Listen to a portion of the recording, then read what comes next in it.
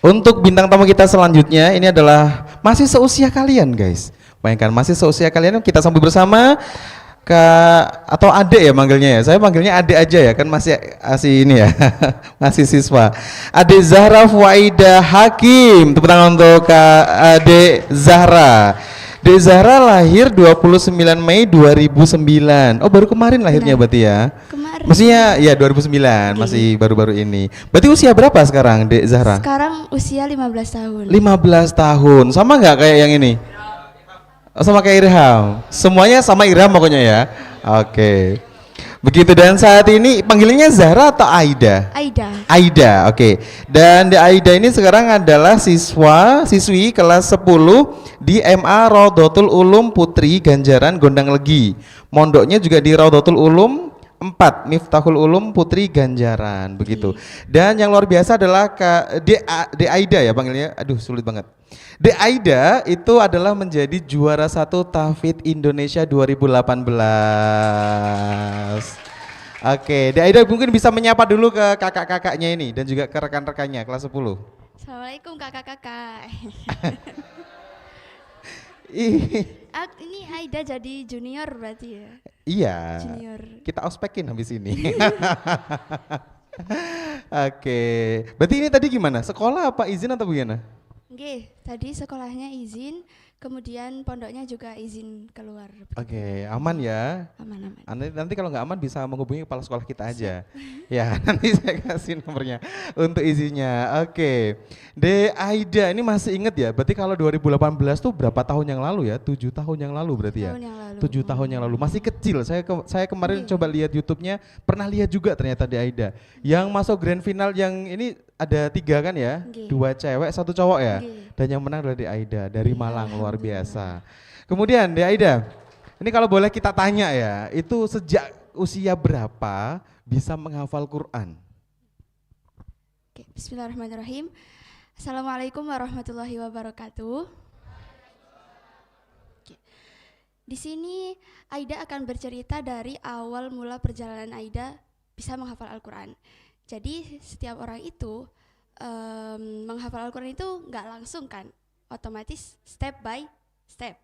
Nah, maka kalau kita ingin menghafal Al-Quran, itu kita harus bisa membaca Al-Quran terlebih dahulu. Nah, Aida itu membaca Al-Qurannya dimulai dari usia 4 tahun. Aida dimulai dari usia 4 tahun itu, Aida sudah belajar huruf hijaiyah dan sebagainya. Singkat cerita, Aida selesai untuk wisuda membaca Al-Qurannya itu di usia 5 tahun. Kakak semua, jadi Aida di usia 5 tahun itu Aida sudah wisuda untuk tashih membaca Al-Qurannya. Nah, setelah Aida lancar nih membaca Al-Qurannya, langsung Aida lanjut ke tahap selanjutnya, yakni menghafal Al-Quran. Nah, menghafal Al-Quran ini namanya menghafal ya, otomatis setiap orang itu mempunyai daya ingat yang berbeda-beda. Pada saat itu Aida di umur 5 tahun, Aida di kelas TKB, itu Aida sudah menghafal 3 juz. Nah, kemudian kelas 1, kelas 2, kelas 3, kelas 4, kelas 5.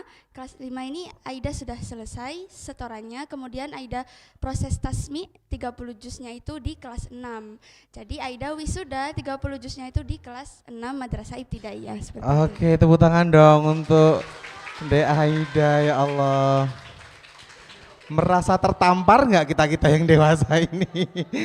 Saya TK aja tuh masih ngompolan kayaknya ya. De Aida sudah berusaha untuk menghafal Al-Quran dari TK, begitu ya, luar biasa. Ini kalau kakak-kakak yang di Irtiqo sudah berapa juz sekarang? Sudah banyak juz ya?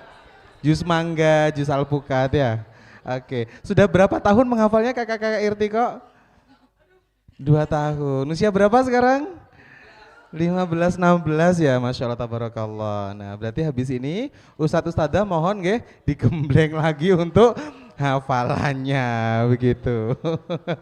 Oke, De Aida, kalau boleh tahu waktu ikut yang Tahfidz Indonesia itu usia berapa itu berarti?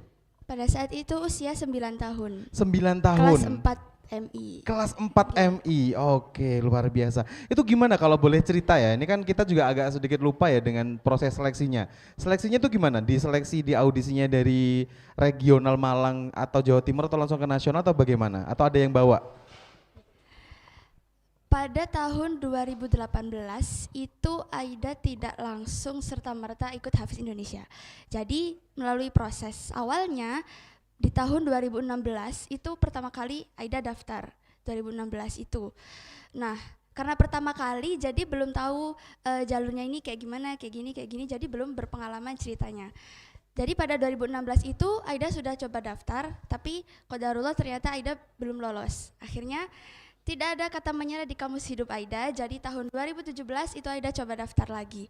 Ternyata qadarullahnya lagi sangat-sangat plot twist ini teman-teman. Plot twistnya adalah 2017 ini Aida ternyata tidak lolos lagi. Kemudian di 2018 Aida coba ketiga kalinya untuk daftar Hafiz Indonesia lagi karena sudah berpengalaman dari 2 tahun sebelumnya. Itu jadi Aida sudah tahu jalur-jalurnya, lebih tepatnya ayah Aida itu. Dan alhamdulillah berkat doa kedua orang tua Aida, doa guru-guru Aida, akhirnya Aida bisa lolos di 2018 dan menjadi juara pertama Hafiz Indonesia 2018. Oke, luar biasa. Jadi memang ya, kalau Kak Habibah tadi kan one shoot ya, daftar sekali langsung bisa jadi Miss Hijab. Kalau di Aida ini based on experience, jadi berdasarkan dengan pengalaman. Itu dia guys. Jadi kalau anak-anak kok guys. Jadi anak-anak, kalau misalkan kita mau mencapai suatu tujuan, ada yang dilancarkan banget sama Allah gitu ya, sekali jalan atau one shoot, dia langsung bisa dapat kayak gitu. Ada juga yang seperti di Aida yang dia harus mencoba beberapa kali sampai dia memahami apa yang mau dia tuju dan akhirnya dia berhasil. Jadi intinya tidak ada yang tidak berhasil, asalkan kalau kita mau berusaha begitu. Tepuk tangan dong untuk kedua pemateri kita. Nah selanjutnya nih kita ke De Aida. Aida ini kan kelas 10 ya, kelas 10. Kalau boleh tahu nih ke depan, ini kan sudah punya devisa luar biasa di hafalan Qur'annya. Nah kalau boleh tahu ke depan, itu Aida pengen jadi apa tuh cita-citanya? Cita-cita. Oh, cita-cita. Iya, cita-citanya apa kira-kira?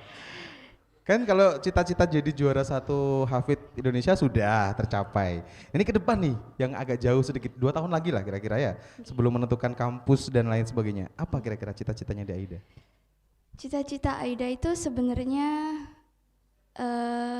menjadi motivator dan inspirator seperti itu. Oke, doakan. Luar biasa ya. Jadi motivator dan inspirator loh guys. Okay. Apa tuh, di bidang apa kira-kira motivator dan inspiratornya? Jadi Aida itu ingin kan Aida di sekolah Aida di MA Raudatul Ulum Putri itu sekarang kan kurikulum merdeka. Jadi tidak ada penjurusan seperti itu. Awalnya Aida ingin masuk jurusan IPA. Karena di IPA itu Aida bisa belajar sains, fisika, kimia dan lain-lain. Nah, dari situ Aida itu ingin mensinkronkan antara sains dan ilmu Al-Qur'an. Jadi kan di Al-Qur'an itu semua ilmu itu bersumber dari Al-Qur'an. Maka Aida kira ilmu-ilmu seperti sains, fisika, biologi itu bisa disinkronkan dengan Al-Qur'an. Jadi Aida pengen tahu ilmunya sekaligus sumbernya juga. Oke, luar biasa dong. Ini benar-benar kayak saintis yang Islami begitu ya. Dan itu bisa tuh nanti di Aida ke UIN Malang. Kita promo terus ya. Karena emang di UIN Malang itu ada salah satu visi misinya luar biasa, yaitu menjadikan ilmuwan yang ulama dan ulama yang ilmuwan profesional begitu. Jadi memang salah satu landasan hukumnya dari UIN Malang itu adalah ini, kalau ini kita boleh tes di Aida gak kalau hafal Quran? Aduh saya jadi ngeredek ya. Jadi salah satu dari dasar hukumnya kita di UIN Malang itu adalah menjadikan mahasiswanya itu sebagai insan ulul albab. Nah, boleh nggak di Aida dibacakan satu saja ayat tentang ulul albab, kan ada banyak banget ya. Apa ya? Kalau tidak salah itu saya lupa, Ali Imran ayat 190 sepertinya. Inna fi khalqis samawati wal ard itu. Wakhtilafil laili wan nahar. Coba kita dengarkan bersama suaranya di Aida.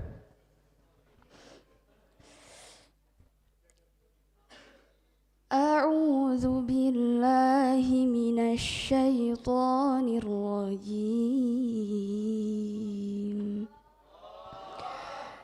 Bismillahirrahmanirrahim. الرحمن الرحيم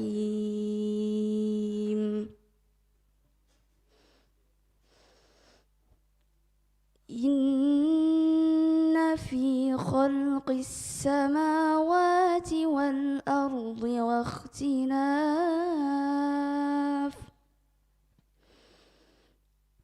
واختلاف الليل والنهار لآيات لأولي الألباب صدق الله العظيم. Masya Allah, luar biasa sekali. Merinding ya guys ya. Aduh, ini andaikan tidak terpaut usia. Oke, Di Aida, kalau sambil menghafal, sambil tahu juga nggak artinya atau terjemahannya tentang apa itu pernah belajar itu juga atau cuma menghafal aja? Sebenarnya menghafal dengan mencari tahu artinya, terjemahannya itu salah satu trik menghafal Al-Quran. Nah, jadi ketika kita membaca Al-Quran dan kita tahu artinya, misalnya kayak inna fi khalqis samawat, sesungguhnya di dalam ciptaan Allah yakni langit dan bumi, seperti itu kan, itu kayak langsung nyantol gitu. Oh, artinya ini, bahasa Arabnya ini, seperti itu. Jadi menghafal sekaligus mengerti terjemahnya itu salah satu trik untuk menghafal Al-Quran, seperti itu. Oke guys, jadi ini ilmu baru nggak? Ustadz Ustadzah mohon nanti adik-adiknya, santri-santri kita juga selain menghafal juga harus menghafal artinya. Banyak banget tugasnya ya. Tapi emang itu betul, itu menjadi salah satu trik ya, karena kalau menghafal Quran itu berarti kita juga harus menghafal artinya dan maknanya. Biar kita tahu apa yang dimaksud dari Al-Quran itu. Oke. Daida, kalau tadi dari Kak Habibah sudah menyebutkan salah satu motivasinya karena ada salah satu aktor ya yang dari mahasiswa UGM yang berprestasi di bidang psikologi. Kalau kami boleh tahu nih, siapa yang menjadi tokoh di Aida untuk bisa menghafal Quran dan bersemangat untuk menghafal Quran itu siapa kira-kira? Baik, awalnya dulu itu Aida menghafal Al-Quran tanpa motivasi, tanpa tujuan, tanpa keinginan, tanpa apapun. Jadi murni karena suruhan orang tua Aida. Nah, kenapa Aida mau? Kenapa Aida gak membantah? Kenapa Aida gak no, not my style, nggak gitu. Karena pada waktu itu, pada 2014, orang tua Aida menonton acara Hafiz Indonesia. Seperti itu. Di 2014 ada peserta Hafiz Indonesia bernama Musa. Nah, Musa, seperti itu Musa. Kemudian Mama Aida bilang gini, itu bagus, hafal Al-Quran masih kecil, seperti itu. Kemudian Aida langsung menjawab, iya Aida mau seperti itu. Nah, seperti itu. Kemudian dari situ Aida termotivasi untuk terus menghafal Al-Quran, terus membaca Al-Quran, terus melancarkan Al-Quran, karena Aida ingin membahagiakan orang tua Aida. Aida ingin membahagiakan Mama Aida ingin membahagiakan ayah Aida. Karena kalau dipikir-pikir, kalau dengan Aida menghafal Al-Quran, Mama dan ayah Aida bisa bahagia, kenapa enggak? Seperti itu. Assalamualaikum warahmatullahi wabarakatuh. Waalaikumsalam warahmatullahi wabarakatuh. Perkenalkan, nama saya Rizka Fitriha, bisa dipanggil.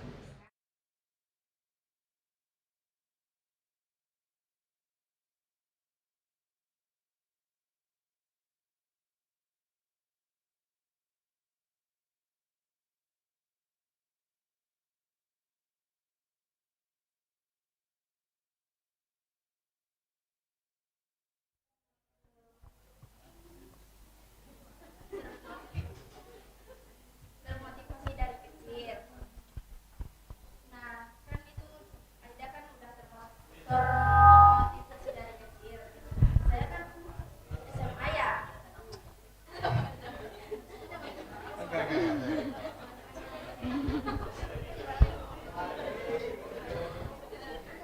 Jadi saya baru sadar diri. Saya baru sadar aja bagaimana sih caranya itu.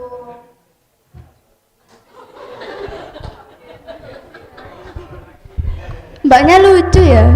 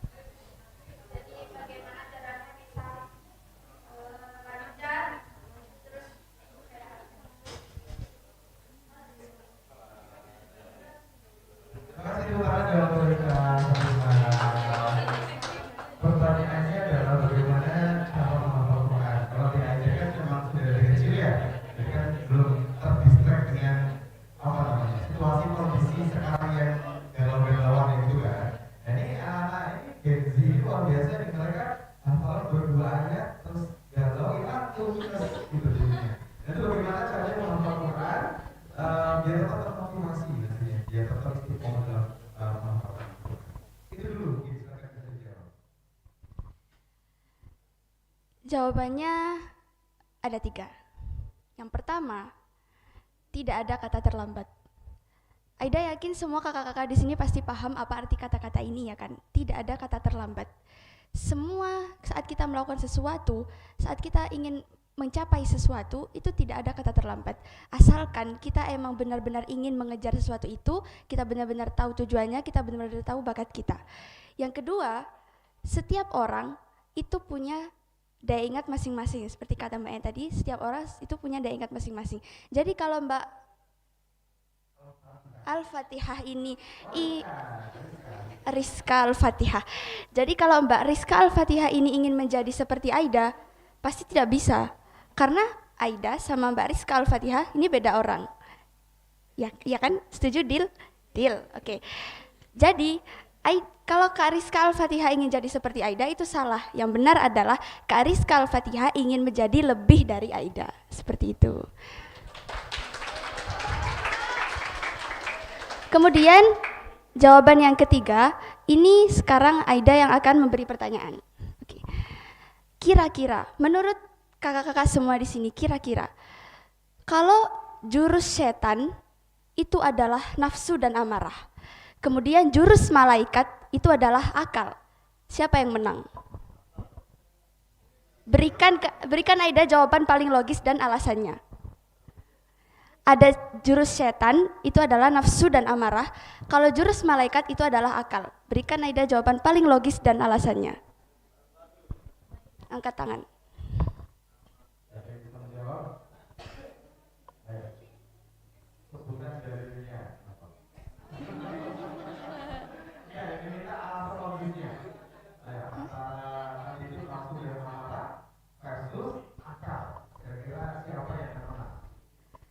Yang bisa jawab ini Mas, Mbak, untuk salah. Yang bisa jawab, monggo.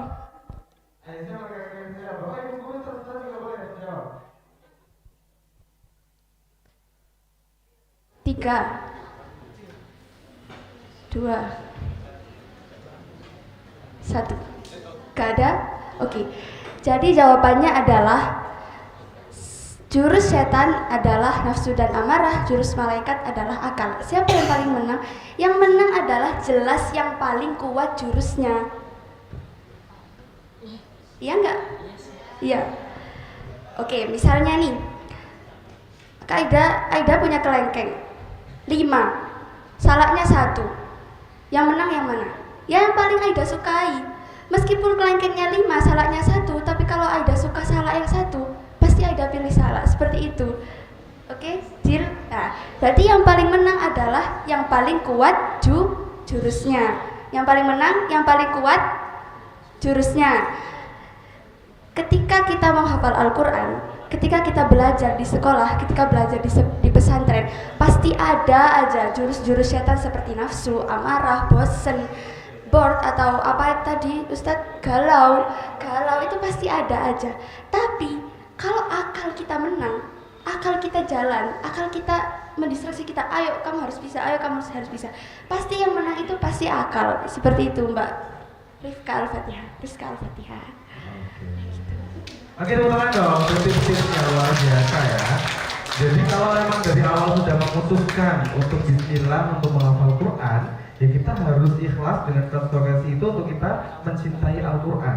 Kalau kita lebih mencintai yang lain, Mobile Legends, FF, satu galau ya, DVD, itu yang menang, bukan menghafal Qurannya. Velocity Ustadz.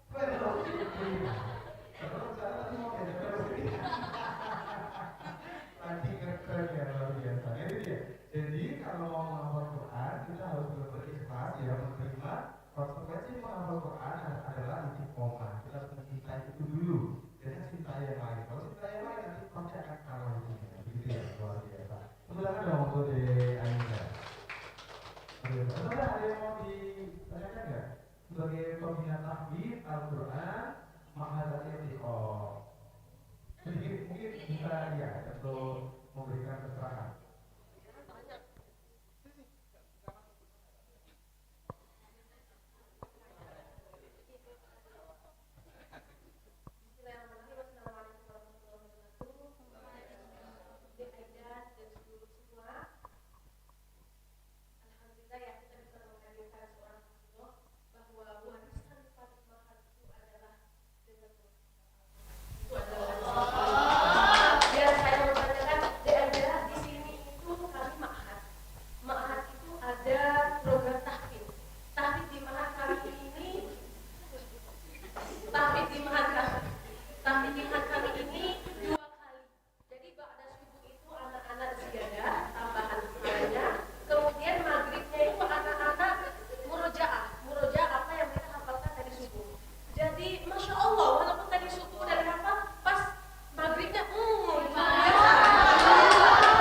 semakin Masya Allah. Jadi di Aida yang ingin saya tanyakan mungkin bisa sharing ya di Aida ya. Karena kebetulan juga mereka kan tidak hanya makan.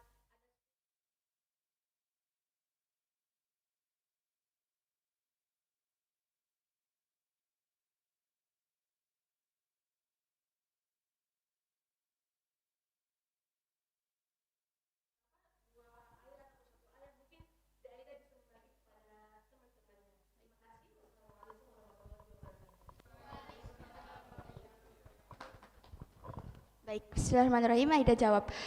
Kalau soal membagi waktu, waktu Aida satu hari dengan waktu kakak-kakak di sini satu hari pasti berbeda. Jadi cara setiap orang membagi waktu pun juga berbeda-beda. Aida di sini junior, kakak-kakak di sini senior, pasti kakak-kakak lebih tahu cara membagi waktu kakak-kakak seperti apa. Tapi kalau soal yang tadi subuh dihafalkan maghrib hilang, itu caranya seperti ini teman-teman. Ibarat kita dikejar seekor anjing. Nah, kalau kita dikejar seekor anjing, ini kita sudah tersudut, sudah terpojok, kita tidak bisa apapun, maka pertolongan pertama itu adalah panggil tuannya. Panggil tuannya, anjing ini pasti nurut, begitu kan? Nah, sama halnya dengan hal ini. Ketika kita itu sudah, kok hafalanku tadi subuh iki kok wis nyantol tapi kok maghribiku hilang yo, seperti itu. Nah, caranya adalah mungkin Allah Subhanahu wa taala itu kangen dengan kakak-kakak. Allah Subhanahu wa taala itu kangen kakak-kakak itu berdoa kepada sama Allah. Allah Subhanahu wa taala itu kangen kakak-kakak itu dekat sama Allah, berdialog dengan Allah, seperti itu. Jadi kita tidak bisa mengandalkan otak kita. Kita tidak bisa mengandalkan diri kita sendiri. Apalah daya kita, seperti itu. Jadi ketika kakak-kakak itu maghrib ini hilang hafalannya yang mau dimurojaah, kakak-kakak itu berdoa sama Allah, ya Allah, jadikan saya orang-orang yang istiqomah untuk menghafal Al-Quran.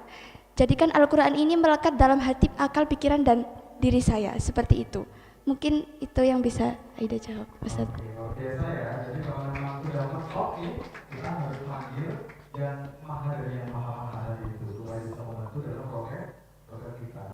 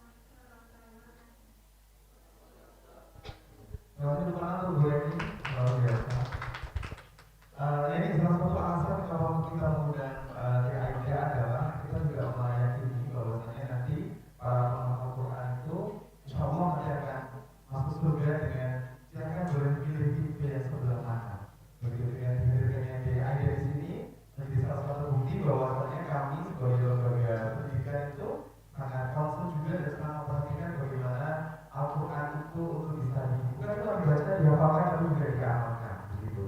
Dan tadi yang disampaikan dari juga luar biasa tentu. Tapi kalau dari Aida sudah di surga, sudah membawa bapak ibu dan keluarga, kami juga kalau bisa berikan nantinya ya di al-Fatihah. Insya Allah semoga kami semuanya bisa berkumpul dengan para penghafal Quran di surga ya nanti. Ada dua pertanyaan ya Aida yang luar biasa dari guru kita terkait dengan bagaimana caranya kita bisa membagi waktu. Ya, ini kan anak-anak tadi sudah disampaikan, mereka sekolah, mereka juga punya masalah, mereka juga punya gejala psikologi karena masih masa pertumbuhan dari remaja menuju ke dewasa. Bagaimana cara bisa membagi waktu supaya tetap bisa tilawah juga, bisa murojaah dan ziyadah bagi yang belum, dan juga tetap bisa istiqomah. Itu bagaimana caranya? Dan yang kedua tadi terkait dengan cerminan dari akhlak, karena memang berat sekali sebagai penghafal Quran itu pasti dicap penghafal Quran kok kayak ngono kayak gitu. Nah itu bagaimana supaya apa yang kita baca, yang kita hafalkan juga bisa kita amalkan sebagai seorang penghafal Quran. Bagaimana dia aja? Baik, bismillahirrahmanirrahim. Untuk pertanyaan pertama, bagaimana cara membagi waktu antara tilawah, ziyadah, dan murojaah? Mungkin di sini Aida akan memfokuskan pada murojaah, karena menurut Aida tilawah dan ziyadah itu tidak sesulit murojaah. Real? Real. Oke. Murojaah itu kuncinya adalah istiqomah. Jadi kalau tadi Aida dengar dari Ustazah Rizka Al-Fatihah, kalau di sini Ustazah Nurul, afwan. Ustazah Nurul, kalau di sini waktu murajaahnya adalah ba'da maghrib. Ba'da maghrib itu gimana caranya? Kakak-kakak di sini harus istiqomah. Murajaah itu tidak terfokus pada satu waktu. Jadi murajaah itu di semua waktu itu pasti bisa murajaah. Contohnya istirahat sekolah, di sela-sela kita ada waktu luang, itu bisa diisi dengan murajaah. Tapi kakak harus punya target waktu murajaah yang pasti. Seperti ba'da maghrib, itu sudah harus pasti, harus murajaah. Kalau misal ba'da maghrib ini kakak-kakak tidak murajaah, kalau Aida biasanya itu dikodok di hari setelahnya, diganti di hari setelahnya. Karena kalau di hadis itu sesuatu yang sunnah, ketika kita sudah istiqomah melakukannya, ketika suatu waktu kita meninggalkannya, itu kita harus mengkodoknya, seperti itu. Nah, kakak di sini murajaah ba'da maghrib itu harus istiqomah, tidak boleh ditinggal.